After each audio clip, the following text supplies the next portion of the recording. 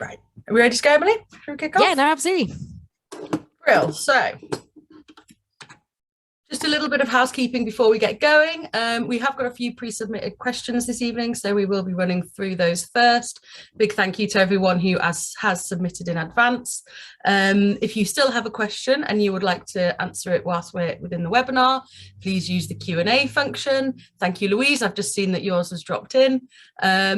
Thank you, Malcolm. We'll have a look at that and see if I can fix that as we go through, but the Q&A is working. So any questions for the team, do pop them in the Q&A and we'll still be able to answer them. And then when it is time to answer your question, we will ask you to unmute yourself so you can ask the team yourself.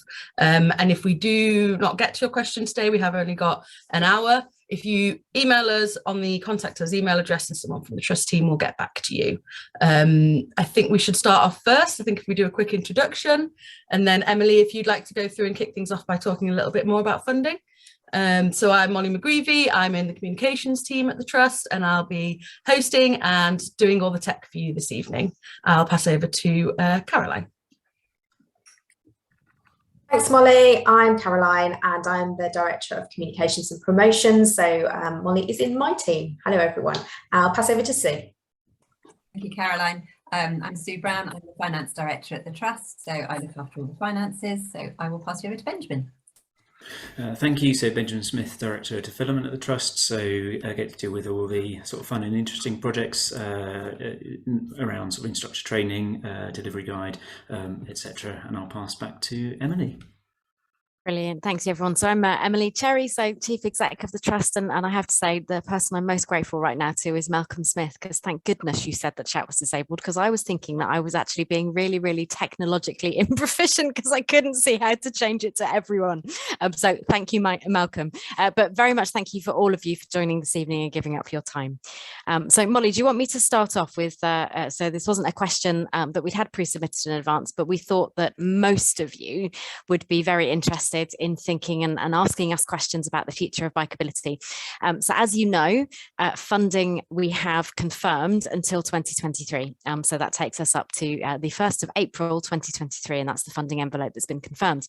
The only reason that there wasn't a multi-year settlement to take us up to 2025 was because the government was setting up the new executive branch of the Department for Transport, which, as you now know, is called Active Travel England.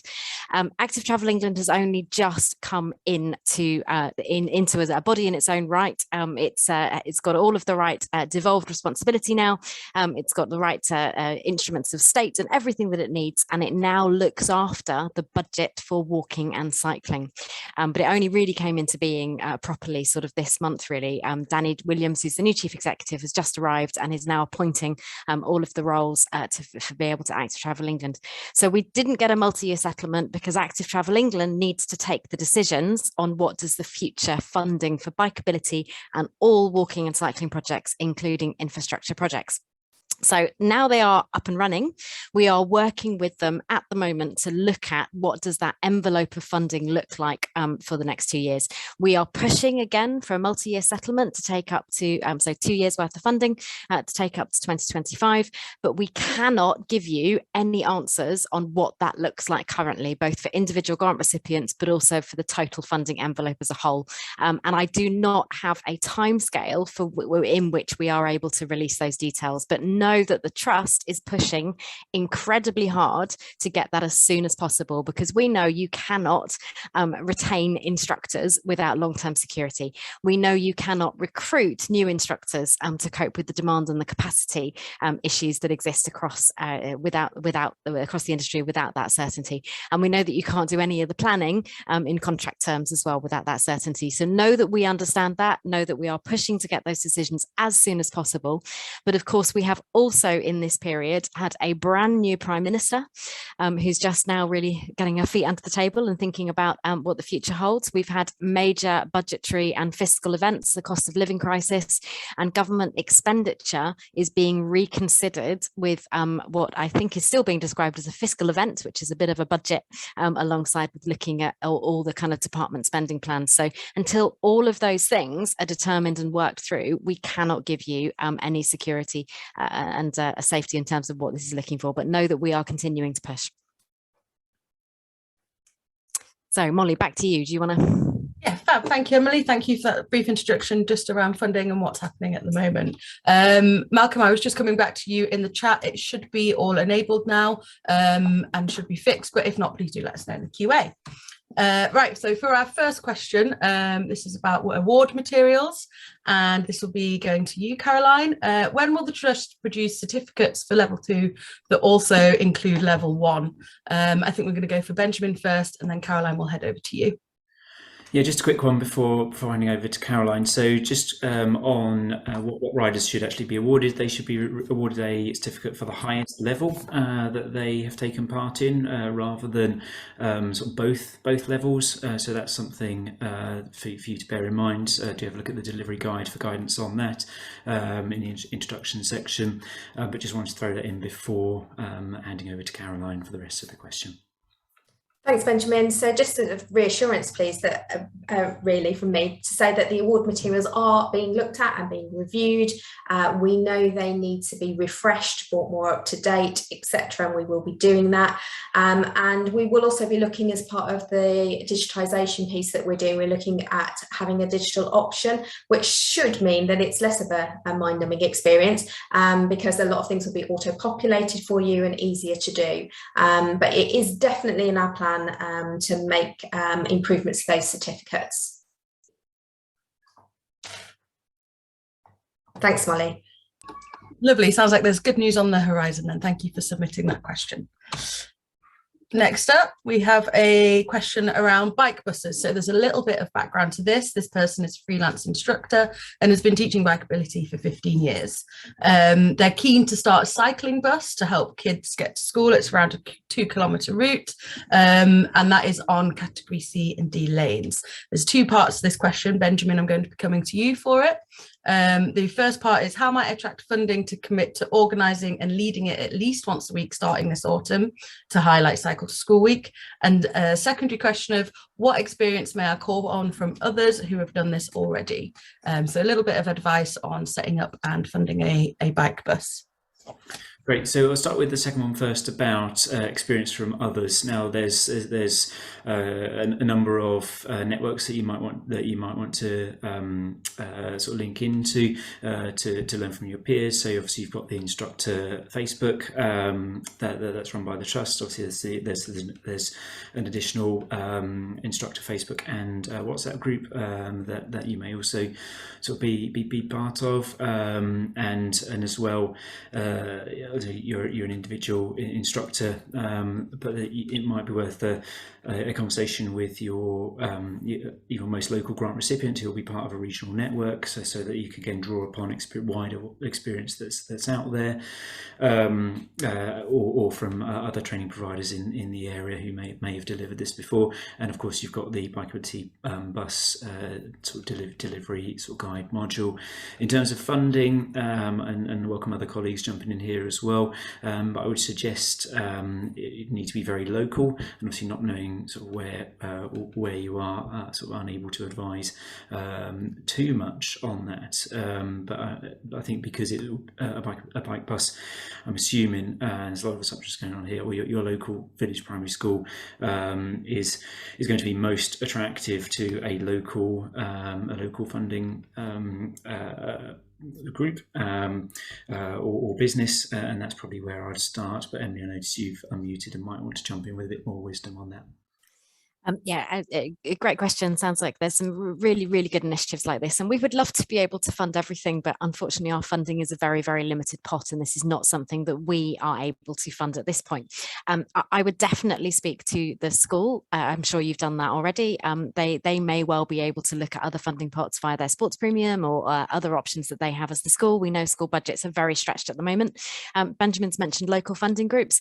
One of the things that I have asked Mike, who's our innovation officer, to do at the Trust is to look at all of the other funding streams that exist there. If you are a charity or a CIO that may well fund these types of initiatives, you need to give us a few more weeks, but then we're going to look at putting that out across the industry so that you can see what other funding streams exist. As we thought that's something where we could do to help. And then the third bit is I would also have a conversation with your local highways authority. They will have just had their allocations delivered for what's known as capability funding, which is local authority funding for walking and cycling projects. contracts, they'll be planning what they want to do with future capability funding. It may be something that they are in a position, but it's not something that the trust is able to fund at the moment. Okay, thank you both for that, and good luck with the bike bus for that person that answered that question. So this question is about the progress that the trust has made in developing the initial instructor training program. So this question is, what progress has the trust made in developing an initial instructor training program which incorporates guided observation of real life delivery and support for not only assessment of real life delivery? So that one will be going to you, Benjamin, as our Director of Development. Great, no, fantastic, thank you. So obviously, or hopefully you're all aware of the current sort of training setup where instructors are required to hold the level 2 award in instruction cycle training, and that's typically a 4-day course where supported by an additional sort of 72 hours where an instructor will sort of work alongside and be mentored by a qualified instructor. So there is already a lot of lot of hands-on, a lot of learning, a lot of supported learning going on already. We are, as hopefully most of you know, we are reviewing the level 2 award, and we are sort of looking at an approach which does put a lot more emphasis on that mentoring part. So once they've done that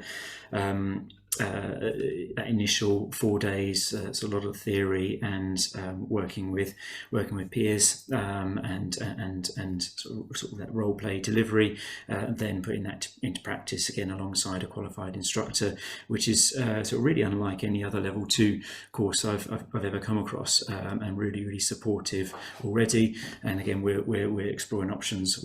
We're looking to sort of launch this in the new year, but looking at options where that is sort of properly recorded, properly discussed with their tutor, and so to improve on what is already sort of a good system. If the sort of question is referring to sort of actual delivery of or training new instructors in a school setting, that we do need to sort of consider logistics and potentially additional cost there, as well as we try to put together a level 2 course that produces the most competent instructor. Again, that's being shared with the working group and the advisory group as well, and we're confident that we will have a course that is even more supportive to instructors and gives them even greater chance to be mentored and develop in that real life setting as well. So in progress is the short answer to my sort of long ramble there, and hopefully that answers that one fully.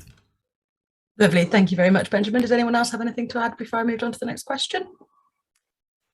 No, brilliant. I shall move on. So this one is about pay and condition for instructors. So it'll be coming to you, Emily. And this question is, how do you balance the push for a more professional coaching approach to bikeability and the low pay rates? Given inflation and cost of living issues, the relief / 0 hours contract style of delivery is more and more untenable. I'll pass over to you, Emily. Right, yeah, thank you for the question.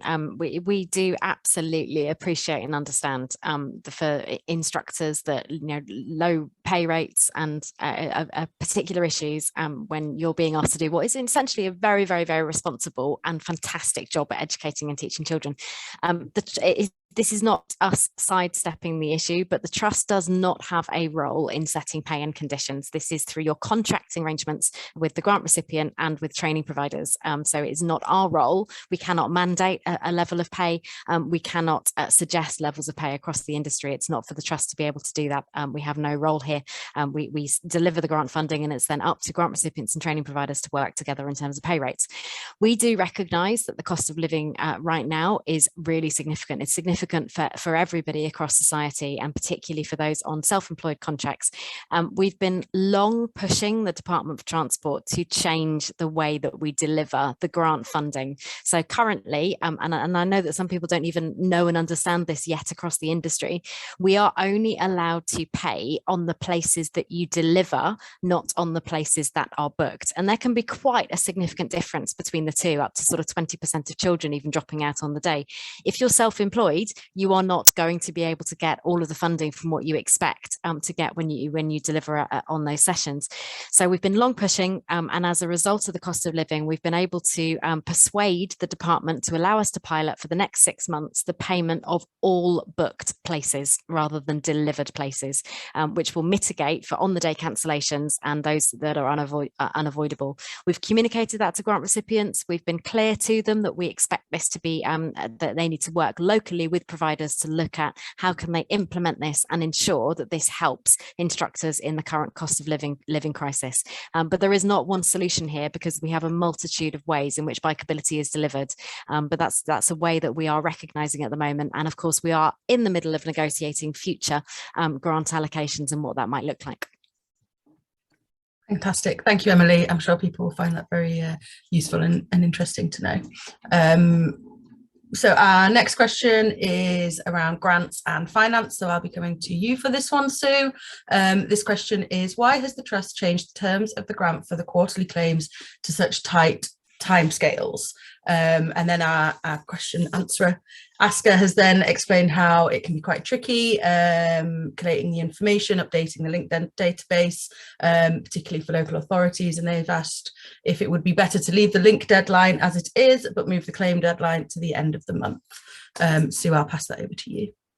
Thank you, Molly, and thank you for the question, because it's something that applies to all our grant recipients. So this is a change that was made at the start of the year in the letter that was sent out by DFT to all grant recipients, whereby everybody claims quarterly, and there is quite a tight deadline so that we can get money paid to grant recipients by the end of that month. So the reason for the change in quarterly reporting as a whole is that we are required to report information to DFT as live data as we can. So DFT, we report every month the amount of claims we've had, who's claimed, who hasn't claimed, so that they get up-to-date data. And up-to-date data is really essential for the Bikeability programme to run effectively and for it to develop in the future, so that we can monitor who's claiming and who isn't. In terms of having the link deadline the same but moving on to claim at the end of the month, the reason that we haven't done that is actually it would delay the payment. So once the claim is made on the system, it goes through a very thorough checking process at our end, and then the payments are set up. And as you can imagine, there's a lot of payments to be made. So that gives us time to make sure that everybody is paid on time by the end of the month. Otherwise, it would delay the payment into the following month. We are hoping, and you're all aware of the digitisation project that we mentioned earlier. So as this progresses, we hope that this will make the process less painful, more efficient, and that this will be an easier thing to achieve. We do appreciate that it's new and it's something that will be challenging to get the systems right for. We did have quite a successful Q1. A lot of people did manage to make the deadline there. So yeah, we're hoping it will, as it beds down, it will become much simpler and straightforward. Emily, have you got anything you'd like to add? Yeah, probably just a couple of things to add there. So thanks for that. So it's quite untenable these days to not to be able to report, particularly to ministers, the output to the money that they're spending in a live system. You know, our feet are held to the fire for what you do out there in the industry in terms of delivery, and they want live figures now. They want to understand how many children have we trained, are we on track, will we deliver all the grant funding, or do we need to reallocate that funding? As ATE are coming on board, and those of you who are working in local authorities will have known that you will have already been working with Active Travel England. All local authorities are now being rated by their capability and their past delivery, and that will affect future funding decisions. It may affect future Bikeability funding decisions as well. So not having real-time accurate data to be able to report makes it very difficult for future funding. So that's why we have to really push you to all produce this in a really, really timely fashion. Thanks, Emily. Thanks, Sue, for the explanation on that. Molly, I think Sarah wanted to come in there. Yes, Sarah, would you like to ask a follow-up question? I will just allow you to do that. So, Sarah, you should be able to unmute yourself and ask a question now, follow-up question. Thank you. No, the question was not about, this problem is not about putting the information on the database. It's about the actual claim itself. It's just too tight for a local authority. Sarah, it's in the grant terms and conditions, Yeah. and we cannot change this. Okay. You know, ultimately a DFT would like monthly, so you know we're giving some grace in terms of kind of quarterly to be able to do this. We appreciate that, of course, you have stretch. All organisations have massive stretch in admin time and resource to be able to do this. But you know you've signed the terms and conditions have mandated. That's the change. That's what's got to be put in place, and we've had to bring all of this forward because it's untenable for us not to be able to have this data in place. If you've got particular issues with getting the data in time, it's always worth sitting and having a chat with Alison and Joanne in the grants team. They are the most helpful, most supportive individuals to help you. If there's ways that they can support and help, I absolutely have confidence they will go above and beyond to be able to help you. Okay, it's not the data. The data's absolutely fine. It's the actual claim, because our claim has to be approved by finance director. So the data is always there and I'm well in time every month, but it's the actual claim that takes the time to be processed. I'm not sure the trust can help you with pushing directors at your end to be able to get a claim signed off. No, that's why we need longer time. Yeah. But we unfortunately we just can't give longer time. So if you need a letter from us to directors to explain and to remind them why this is a grant terms and condition, because ultimately DFT are, you know, we are really looking at who's claiming and who's not claiming, and it may impact future funding envelopes. So I just really urge you to you know, talk to your directors or stick me on the phone with them and I'll explain it to them. Yeah, it's literally a 4-day turnaround, so it is really tight, isn't it? And Sarah, I can we've got your email address, so I'll be able to send you the details of the grants team as well. So like Emily says, you'll be able to get in touch with them and see what support they'll do. Yeah, I'll speak to Alison. Thank you. Thank you. So we're now moving on to our next question, and that is a London-based question, so it'll be coming to you, Emily. Have you any public comment on the plight of London instructors faced with no individual trainee funding from TfL?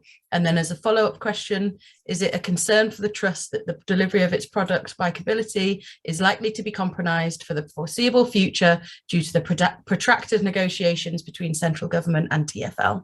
Yeah, so I think this question, and thank you for it, because we have been concerned, we have expressed our concern in public in statements that we've made where we've been urging DFT and Transport for London to come to a settlement and to support cycle training in London. So we've definitely made lots of public statements. Molly's been the crafter of some of those, so she'll be nodding her head up and down because we have been very concerned about the plight of London, and we've done a lot of work in private as well. But I think this question was probably submitted before Transport for London and DFT confirmed and agreed the long-term settlement that they have now reached, which does include funding for cycle training.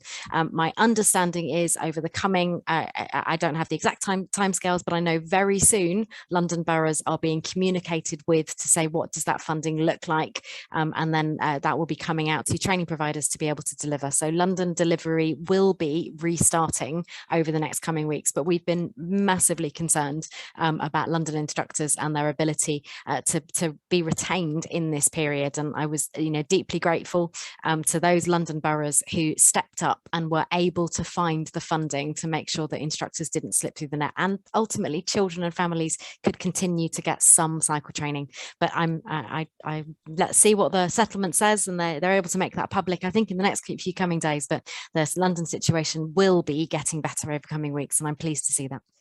Yeah, good news, definitely, especially for, like you said, Emily, those children and families and instructors in London. So we'll be moving on to our next question.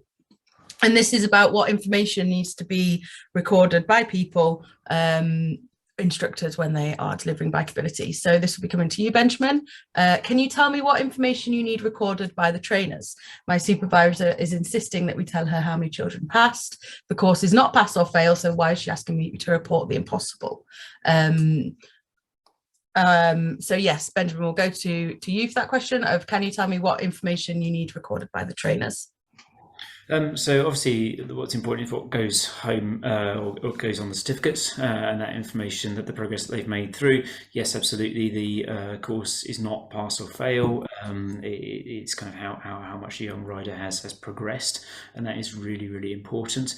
That is not something that that we at the Trust have sort of required in terms of for a little while in terms of numbers that have achieved sort of level 2.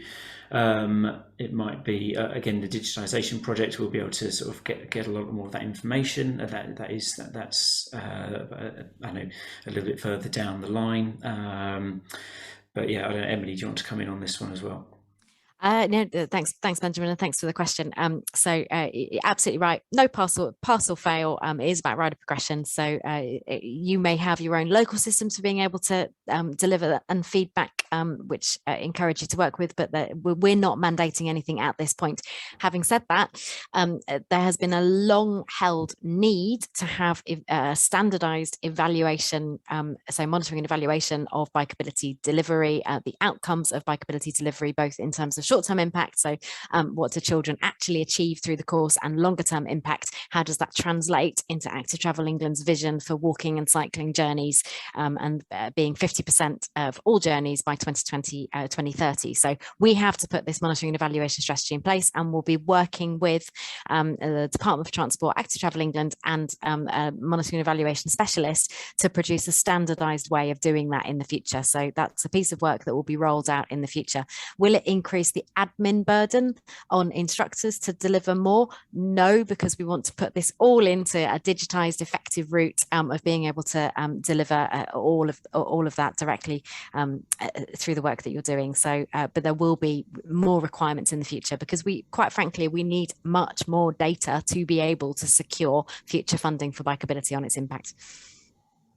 Lovely. Thank you, Emily. Thank you, Benjamin. And I think that brings us to the end of our pre-submitted questions. So we've had a couple of questions in the Q&A. Do feel free to keep asking your questions in there if you've been inspired by anything you've heard so far. So Louise and Malcolm had submitted their questions already. Louise did come in first, but I think Malcolm's is a little bit of an extension of what we've just been talking about. I can see Malcolm's still here, so I'm going to bring you in, Malcolm, so you can ask your question, which is around level 3 and proving who's done level 1 and 2 first. So Malcolm, you should just be able to unmute yourself now. Hi there, everybody. Yeah, I work for a local authority, and we're trying to target level 3 in secondary schools. The big issue we're getting at the moment is that when we're asking the pupils to prove that they've attained level 2, they can't, and the schools are there then at the last minute withdrawing pupils from the courses, or in some cases we take them on the course for level 3 and do a little bit of a check beforehand, and it's clear that they either haven't done level 2 or they've completely forgotten everything they were taught. Now, I was wondering if there was any plans to do a central register of achievement for pupils by name and school, so that we've at least got some way of checking centrally before we get to that stage of being on site and then having to maybe say, sorry, you can't go out, or you're not at that level. It just seems a waste of our time and a waste of the school's time. And obviously it leads to pupil frustration as well. Yeah, great. Thanks for your question, Michael. So it's always really great to hear that there's local authorities definitely wanting to target teenagers and level 3, because it's one that we are very committed to making sure we can deliver. So we've talked about a digitisation project. It feels like sometimes it's the magic bullet that's going to kind of deliver a whole load of things for Bikeability, which is slightly quite scary because there's a huge amount of things to do. As part of that, we want to standardise some of the booking systems. Now, that doesn't mean one single booking system. That means a way of individual training providers' booking systems talking to link more effectively. So pulling all of that data kind of together, giving us the data that we need from an anonymized perspective, giving instructors all the information that they need from the pupils and people that they're teaching around it. Will that look like a central register where you've got each individual pupil's details? Possibly, but we're working out all of the scope of that currently, but it's going to take a lot of time. Frankly, this is an IT project. We all know IT projects go over budget, over time, and we expect we could have a sort of a beta version to be able to test in the spring, but it may take a little bit longer. But the vision is there, Michael, that's exactly what we want. Malcolm, sorry, that's exactly what we want to be able to deliver. So instructors have all the right information about riders' ability and can check what courses they've been on in the past, as well as seeing what the impact of Bikeability has done on them in the future. So that's what the digitization project will hopefully do. Okay, thank you very much, Emily, and thank you for your question, Malcolm. We'll go over to Louise next, who has got a question about RPL and some information she's received while she's doing her RPL course. So I will just bring Louise in. So Louise, you should now be able to unmute yourself and ask your question.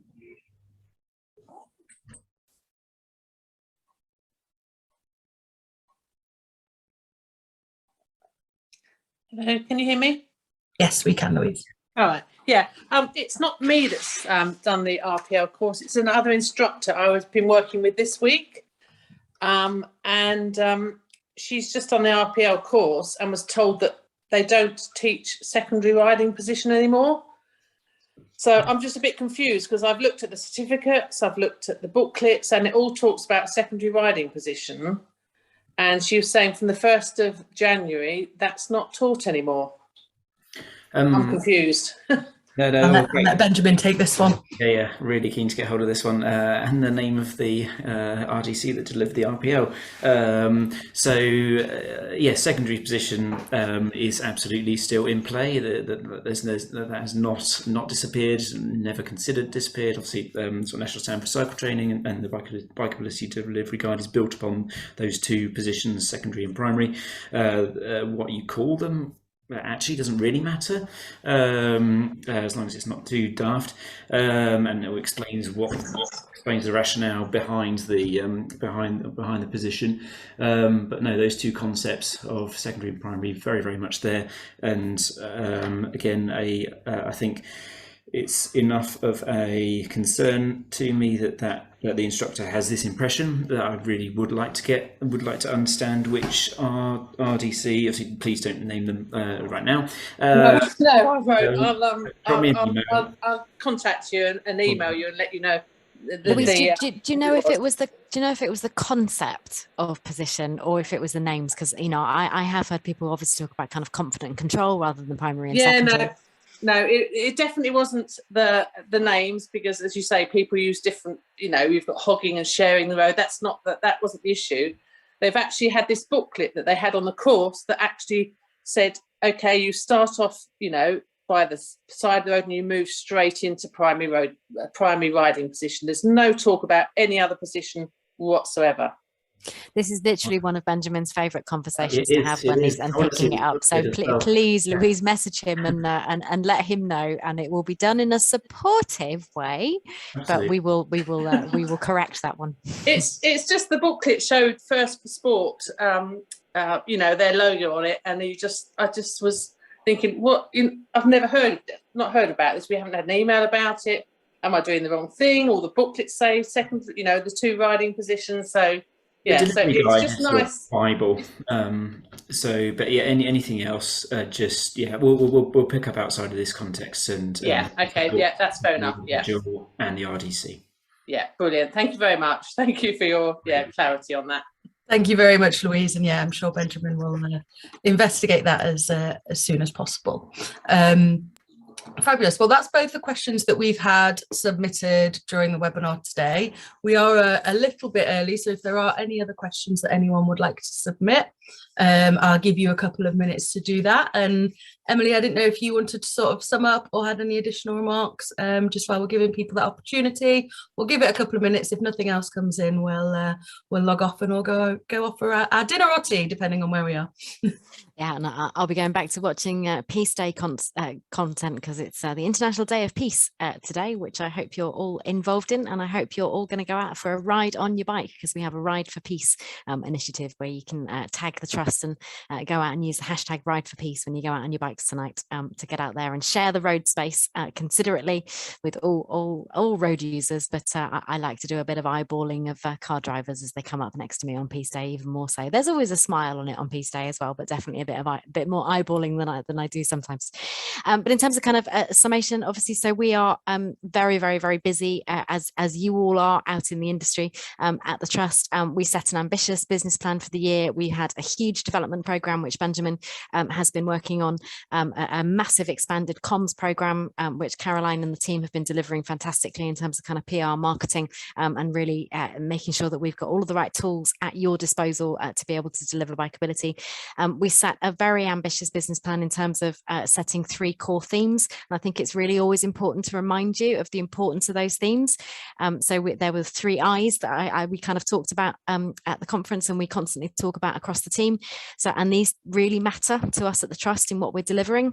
So inclusion is the first one. That deeply matters to all of us at the Trust. And I know how much it matters to parents, to carers, to teachers and to instructors as well, that when we talk about Bikeability for all, we mean it and we can deliver it. So we've delivered increased funding levels to support children with special educational needs and disabilities with top-up funding so absolutely fantastic that we're able to do that. But we've got more work to do on inclusion to make sure, and that also means supporting the instructor community through training, and the whole team are working really hard with external support and experts in the field to deliver some e-learning later on in the year for instructors to be able to really improve confidence to deliver inclusive Bikeability. The second I that we set in our business plan was around innovation.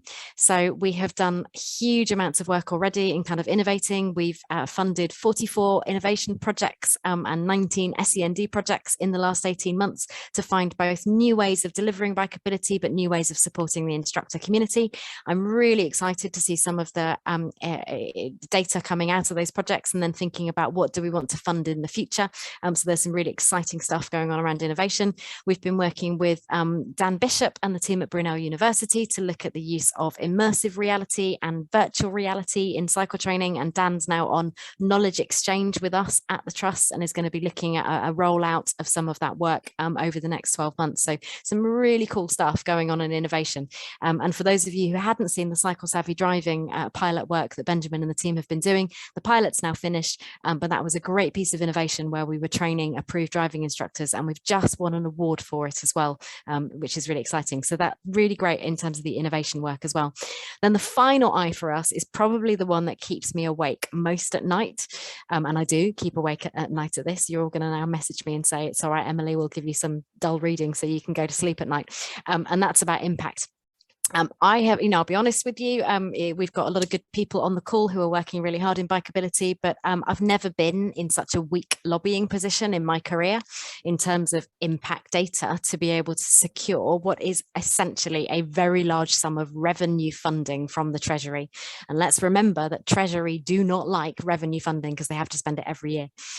We've got a new Active Travel England who are very fixed on the narrative of infrastructure delivering the right targets, and I need every piece of impact data at my fingertips and in our arsenal in order to be able to get the right level of funding to really make that progress towards every child.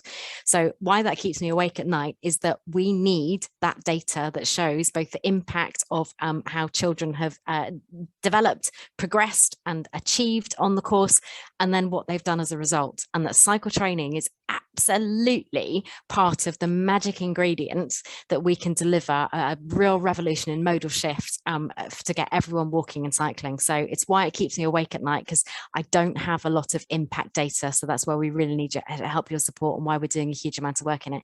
So I think it's as my summation, which is probably longer than you wanted me to do, Molly, and you can tell me to shut up at any time. I think it's just really important to remind you that's why we're here, and that's the three three pieces of the strategy that I'm really most passionate about getting over the line. Fabulous. Thank you, Emily, for that very quick tour around the Trust's ambitions over the next few months and years. We did have one very quick question that came in as you were chatting. This is from Gordon, and he's asking about the enhanced funding to meet SEND needs. That is a pilot project at the moment. Gordon has asked, is the funding likely to continue after the pilot? Yeah, so we're probably going to make some changes to the funding, Gordon, because I think maybe the funding rates weren't quite right. It was a pilot so that we could try it and see how it would work. But I'm going to fight tooth and nail for this one to be permanently in the funding package. But as I said at the start, we don't have any of those agreements yet, but I will absolutely be fighting for this one. We can't talk seriously about inclusion if we are not prepared to put additional funding in, because this really matters and it's really needed. So it is something that we are very strongly going into bat to make sure that it stops being a pilot and it starts being the norm in terms of bikeability delivery for the future. So it's something that we will continue, but until we get all of that funding decisions over the line, I can't tell you it will definitely be there or definitely won't be there, but it's definitely one we're going to fight strongly for. Lovely. Thank you, Emily. And I'm sure everyone knows how hard you work to fight for the Trust and for the kids and for the industry out there to make sure that, we're training those children to cycle and looking after industry at the same time. So thank you as well. Thank you, everyone, for coming today. It's been lovely to see your questions. As ever, spread the word amongst colleagues for the next date that we'll be issuing in the newsletters coming up soon. Thank you very much for attending. And yes, I hope you all enjoy your evenings. Molly, can I just add one more thing? Because I always like to do this at the end, right? So you see this very, very, very special badge that I have here, right? It's wonderful to see some names on Zoom, but I'd much rather meet you in person. So I'm now bribing people. Invite me, and if you want one of these badges, you only get one of these badges if you invite me to come and see you. They're very, very, very special, and only I have access to them. So it's now my bribe to you. I'd love to come and thank you. I'd love to come to see you all. So if you want me to come down and meet you, and you get your own little Bikeability badge, then please do message me. Fab. Thank you, Emily. Cooler than Blue Peters, those badges. All right then. Thank you, everybody. We'll see you very soon. See you later. Thank you.